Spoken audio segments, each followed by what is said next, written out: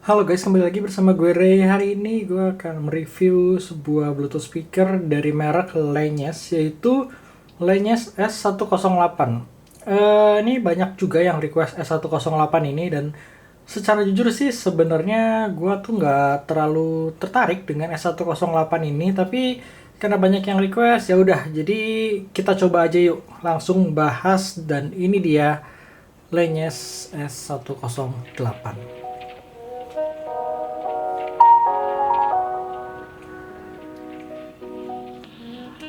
Oke, Lanez S108. Sebelum gue mulai, gue mau ngebahas dikit kalau begitu gue lihat dusnya itu, ini kayak jelek banget sih dusnya. Kayak ini kayak dus terjelek yang pernah gue pegang sih, terus terang. Padahal S108 ini mempunyai harga 500 ribuan. Jadi kayak kalau kalian cari itu bervariatif harganya antara 500 sampai 600 ribu gitu. Terus ini unitnya. Kesan pertama tuh gue pegang, bahannya tuh kayak kuat banget, kokoh gitu. Kayak ini full rubber. Terus depannya ini kayak banyak baut-baut gitu kalau kalian lihat. Kayak cowok banget sih desainnya. Terus ini ada tulisan Lanez gede, dan ini kayak bahannya metal gitu depannya. Di atasnya ada tombol-tombol, dan kalau kalian lihat tombol ini tuh mirip banget sama Connect Plus-nya di JBL atau di Harman Kardon. Padahal ini tuh bukan Connect Plus ini, tapi ini tombol equalizer gitu. Terus ada tombol-tombolnya, ada 6 karena ada equalizer, on off. Ada tombol buat ganti mode, play pause, sama buat volume. Ini ada LED ya, indikator buat Bluetooth sama indikator buat equalizer ya. Terus kita lihat di sisi kanannya ini ada kayak buat kalian naruh cantolan gitu. Di bawahnya, waduh, ini tuh bahan kayak gini tuh gampang banget kotor ya. Kayak kalau kalian nempel debu gitu, kayak bersihinnya tuh susah, nempel banget di bahannya ini. Ada 4 buah kayak kaki gitu di ujung-ujungnya, dan di tengahnya ini ada tulisan Lanez speaker. Untuk speknya sendiri langsung kelihatan di bawah tuh, kalian baca sendiri aja. Speakernya itu punya power 2 kali 20 watt, berarti ini 40 watt powernya. Baterainya sendiri 5200 mAh, dan dia sayangnya masih menggunakan Bluetooth 4.2, belum Bluetooth 5. Tapi yang positifnya lagi, kita lihat belakangnya, untuk inputnya dia udah menggunakan USB Type-C untuk ngecharge-nya, sama ada memory card dan auxiliary-nya.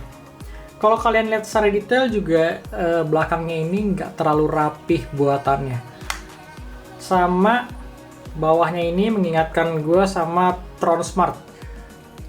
Nggak lurus juga fontnya tuh, kayak gelombang-gelombang gitu. Tapi selebihnya build quality-nya kayak kuat banget sih gue bilang.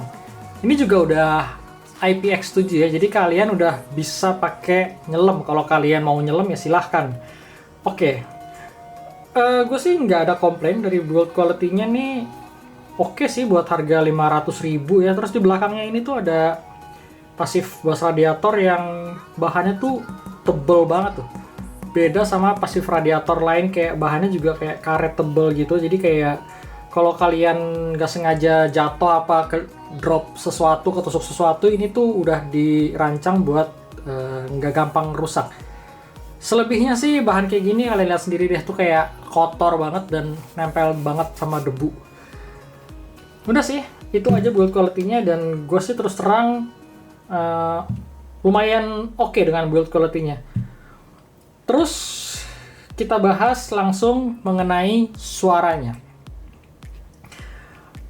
Kesan pertama gue denger Lanez S108 ini, gue ngerasa suaranya itu warm. Tapi warmnya itu bukan warm yang bagus, tapi warmnya itu bener-bener warm yang kayak moody banget, terus kayak dark gitu. Untuk high-nya kalian jangan berharap banyak di sini karena detailnya itu samar banget kedengerannya. Terus suara-suara high-nya, high frekuensinya itu bener-bener nggak apa ya, bener-bener bukan roll off lagi bahasanya, tapi kayak dia tuh nggak bisa dapat aja high frekuensinya. Kalau kalian seneng dengan petikan gitar dan lain sebagainya, suara-suara saxophone, suara-suara simbal, di sini tuh nggak real sama sekali. Jadi kalau kayak petikan gitar yang harusnya ting itu tuh di sini tuh kayak tek tek teng teng gitu. Jadi kayak nggak mau naik aja gitu. Jadi kayak memang nggak airy banget suaranya, dan menurut gua ini juga nggak clear untuk high-nya. Untuk mid-nya ini merupakan faktor yang bisa gue bilang kekurangan, tapi nggak apa ya, sebenarnya nggak jelek juga gitu, karena di suara vokalnya itu dia kolorasinya lumayan parah, jadi kayak nggak natural sama sekali. Suara vokalnya itu cenderung di boost mid-nya. Dia selain di boost memang suara vokalnya itu cenderung lumayan maju, tapi bukan yang maju seperti JBL, tapi dia di boost, jadi gue berasa aneh aja suara vokalnya. Kayak kemarin sempet gue bahas Transmart T6 ini yang gue tuh nggak suka banget sama suara vokalnya. Di Langes ini nggak separah itu, tapi dia ada kecenderungan ke arah situ. Jadi kayak suara vokalnya tuh nggak natural sama sekali. Tapi poin plusnya dia lumayan dapet tebelnya. Jadi kayak ada bodinya gitu, tapi nggak natural sama sekali. Itu aja sih yang gue ngerasain sayang banget ya. Terus ini kan ada 3 mode equalizer nih, kita nyalain aja, cobain. Dan kalau gue tuh nggak terlalu hafal ya, soalnya ini beda sama Transmart. Kalau mati ini kalau nggak salah ini mode normal. Terus kalau nyala hijau ini mode extra bass, kalau nyala putih ini tuh mode kayak 3D-nya gitu kalau di Transmart. Tapi secara jujur, gue paling suka itu yang netral kayak gini, nggak gue nyalain equalizernya, karena di suara netral kayak gini dia aja udah cenderung warm, tapi begitu kalian nyalain ini tuh lebih warm lagi. Kalau di sini tuh disebutnya bukan 3D, sorry, tapi kayak vokal kalau nggak salah disebutnya, atau musik gitu, gue agak lupa deh namanya. Tapi basicnya gue tuh nggak kepake di mode yang hijau ini. Di mode yang putih pun gue ngerasa sama aja, basicnya dia tuh malah nge-reduce suara mid-nya sama high-nya, jadi bener-bener lebih dark. Tapi di mode yang putih ini suaranya itu sebenarnya jadi sedikit lebih natural, tapi vokalnya jadi jauh lebih mundur. Jadi intinya gue juga nggak pakai di mode yang ini. Jadi gue bener-bener untuk equalizernya gue nggak kotak-katik, karena selama 2-3 hari ini tuh gue dengerin terus, gue ngerasa memang di yang inilah yang paling baik menurut telinga gue. Udah sih kalau untuk sound quality-nya itu. Nah, gue mau ngasih tahu hal positifnya yang gue belum bahas, yaitu di sisi low-nya. Menurut gue, low-nya di Langes ini adalah faktor terbaik yang dia punya. Low-nya itu menurut gue tuh kayak lumayan dapet.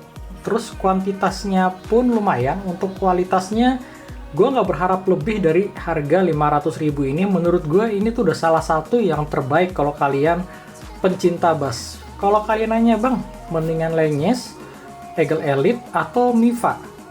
Setelah gue dengerin ya, gue merasa ketiganya ini bener-bener rata punya karakter masing-masing. Eagle Elite itu karakter yang kalian kalau suka dengan vokal yang cenderung lebih netral, suaranya, high-nya, detailnya dia lebih dapat, suara simbalnya lebih open dan lebih clear, kalian silahkan ambil Eagle Elite. Tapi kalau kalian suka vokal yang tebel, yang berbobot, yang maju, yang enak meskipun nggak terlalu natural, gue saranin kalian ambil Mifa A8, karena itu salah satu yang favorit menurut gue pribadi untuk harga di bawah 500.000. Sedangkan kalau kalian mencari bass yang paling gede, bass yang paling deep, kalau kalian suka musik-musik EDM, musik-musik R&B segala macam, silahkan kalian ambil Langes S108 ini, karena menurut gua surprisingly bass di S108 ini mendekati JBL Flip yang harga 1,1 juta, khusus untuk sektor bassnya aja ya. Jadi masing-masing tuh punya keunggulan. Lenyes punya keunggulan di low, Miva A8 punya keunggulan di mid, dan Eagle Elite itu punya keunggulan di detail high dan opennya gitu. Jadi balik lagi, kalian lebih suka dengan karakter yang mana? Kenapa gua nggak bahas, bang, tapi kan lainnya punya watt 40 watt, yang lain itu cuma punya 20 watt atau 30 watt. Oke, ini mungkin udah kalian kalau yang sering ikutin video gue udah tahu kalau gue tuh nggak terlalu percaya dengan watt yang ada di speaker-speaker kayak gini. Karena terus terang 40 watt di sini nggak kayak 40 watt. 40 watt itu nggak lagi-lagi, gue udah sering bahas kalau 40 watt itu tuh udah sekelas kayak JBL Extreme, bahkan di atas Onyx series di Harman Kardon. Sedangkan di sini kalau kalian gak usah bandingin sama JBL Extreme ya, kalian bandingin sama JBL Flip atau bahkan JBL Charge yang harganya memang jauh lebih mahal, tapi dia punya watt yang lebih kecil. JBL Flip itu cuma 16 watt dan JBL Charge itu cuma 30 watt. Suaranya itu jauh banget kalau gue bilang. Jadi tolong lupain aja kalau di video gue itu mengenai watt, karena gue tuh bingung membahas watt itu kayak ya nggak usah berharap banyak lah di speaker harga 500.000 mau dapat 40 watt pure.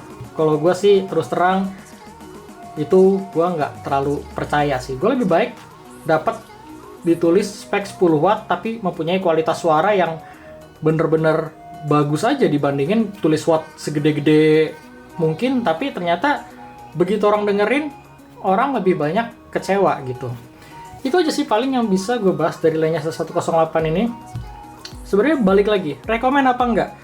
Kalau kalian pencinta musik EDM, kalian suka bass head, kalian suka musik R&B, hip hop dan lain sebagainya yang kalian butuhkan itu bass, kalau kalian butuh buat party segala macam, ini salah satu pilihan yang paling menarik di harga 500.000. Tapi kalian jangan berharap suara mid dan high-nya itu bagus ya. Jadi ini bener-bener bass head banget menurut gua.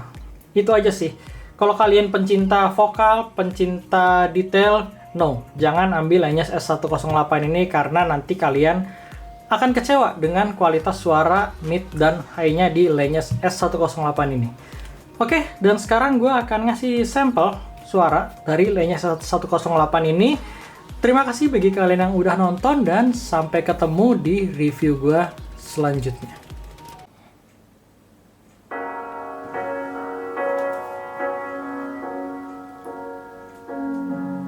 The seasons come and go like thoughts of you.